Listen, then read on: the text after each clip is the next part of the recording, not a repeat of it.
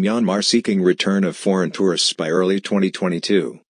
Myanmar's military government is moving to reopen its tourism sector to foreigners early next year, seeking to lure visitors from Asia amid an easing COVID outbreak even as the death toll from political violence continues to rise. The government is betting on travel arrangements with countries including Thailand, Cambodia, and Vietnam, Union Minister for Hotels and Tourism Taong said in an interview last week. The recent lifting of a ban on inter-provincial travel and a slew of traditional holidays have already spurred some locals to go on vacation, he said. Foreign tourists are unlikely to return in large numbers to Myanmar's pagodas and beaches as the country continues to see sporadic clashes between security forces and groups opposed to February's military takeover. In a rare move, the Association of Southeast Asian Nations over the weekend agreed to exclude junta leader Min Aung Hlaing from a regional summit later this month due to insufficient progress in reaching a political settlement. About 300,000 foreigners are expected in the first phase of the reopening, Taong said.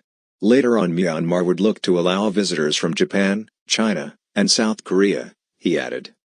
We are preparing for necessary arrangements for travel bubbles with Thailand so that we will be ready when they reach out to us through an official channel, he said.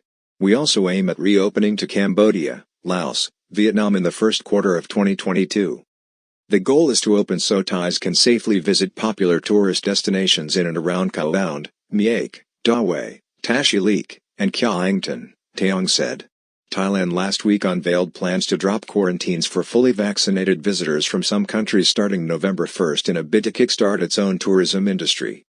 Myanmar borders 5 countries, Thailand, China, India, Bangladesh and Laos, and still has a ban on international commercial flights imposed in the wake of the coup.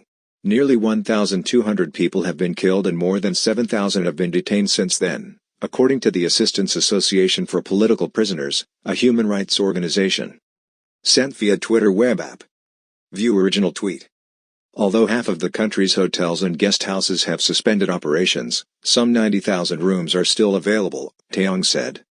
Kempinski Group, Europe's oldest luxury hotel chain, announced last week that it was ceasing operations in the nation's capital Naypyidaw due to current circumstances, without providing more details.